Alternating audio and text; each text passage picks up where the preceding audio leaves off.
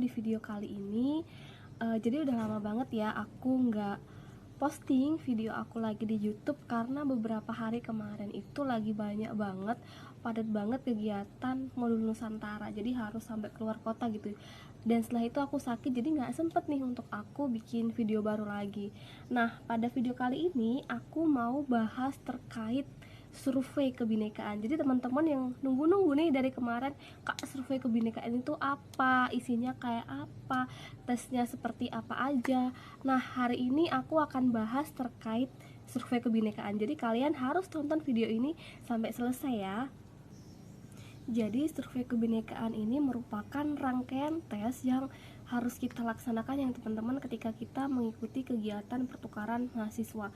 Nggak hanya survei kebinekaan aja, tapi juga ada tes FCAT yang mana dia kedua tes ini tuh lebih kayak mengukur karakter kita gitu. Jadi sama, waktu itu aku juga sama seperti kalian, kayak bingung apa sih hal-hal apa aja yang perlu kita persiapkan, apa yang harus kita pelajari dalam melaksanakan survei ini gitu. Nah, yang pertama adalah survei kebinekaan ini bukan terkait pengetahuan umum atau pengetahuan kita tentang sesuatu hal, enggak, tapi lebih menilai kepada karakter kita, seperti sifat saling menghormati, saling menghargai satu sama lain, yang pokoknya memuat Bhinneka Tunggal Ika gitu. Nah, itu yang keluar di survei kebinekaan gitu. Nah, maksudnya apa sih Bhinneka Tunggal Ika? Kenapa tadi aku sebut itu di awal gitu ya?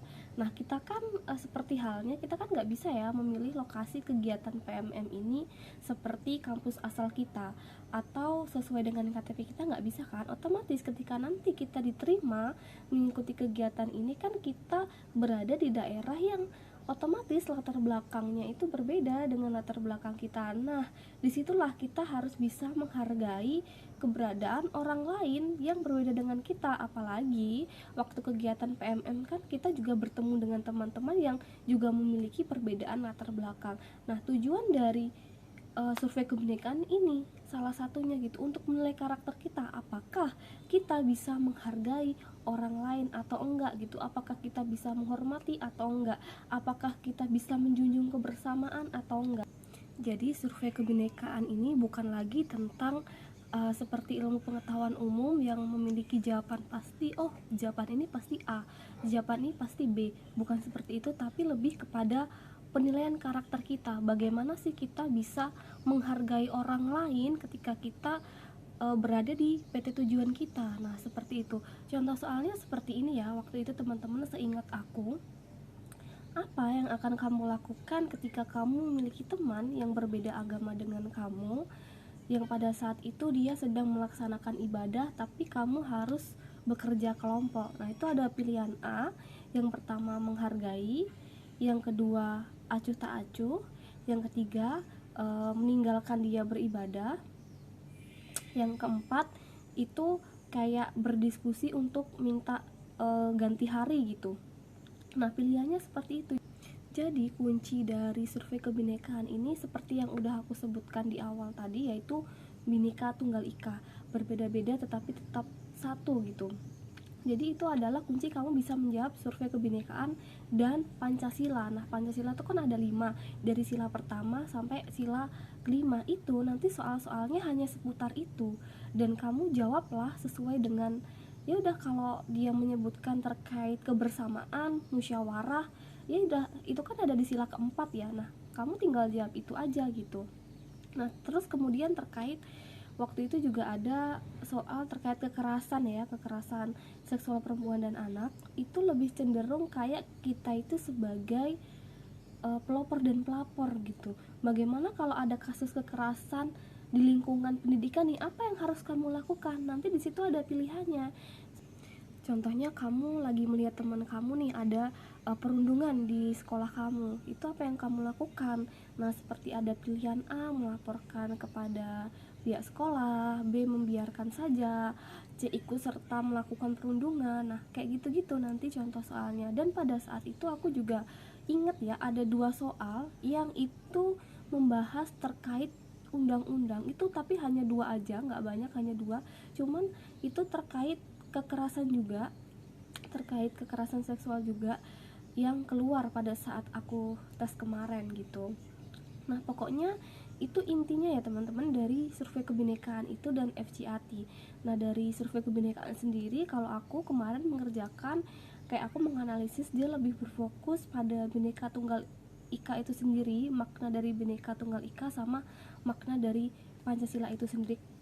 Dan jujur teman-teman, saat sebelum aku melakukan atau mengerjakan soal survei-survei kebinekaan ini, di saat tes aku juga nggak ada persiapan apa-apa, aku juga nggak cari soal seperti apa contoh survei kebinekaan ini. Aku hanya tanya sama temen aku yang pada saat itu kayak, seperti apa sih soal-soal dari survei kebinekaan ini.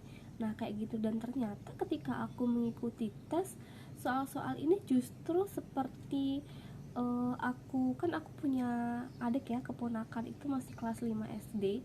Nah soal-soalnya itu justru mirip seperti itu.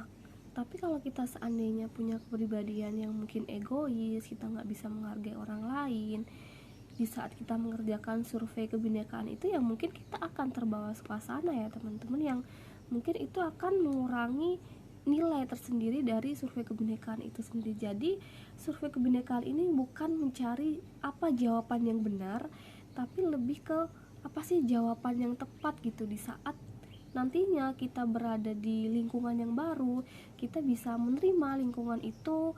Karena kan Indonesia ini kan banyak sekali ya suku dan bangsa, banyak yang sesuatu hal yang berbeda. Jadi bagaimana kita bisa menyatukan itu di balik perbedaan-perbedaan yang ada itulah makanya mungkin diadakannya survei kebinekaan ini, biar anak ini yang nantinya akan kita loloskan nih untuk mengikuti kegiatan PMM itu mudah untuk menyesuaikan diri di sana, karena dia bisa menghargai lingkungan sekitarnya, bisa menghargai teman-teman yang baru, bisa menghargai orang-orang di sana, yang tentunya ini adalah salah satu adanya kegiatan pertukaran mahasiswa merdeka ini. Mungkin ini aja teman-teman yang bisa aku bahas terkait survei kebinekaan. Semoga apa yang aku bahas kali ini bisa bermanfaat buat kalian. Dan jangan lupa tungguin video-video aku selanjutnya ya. Bye-bye.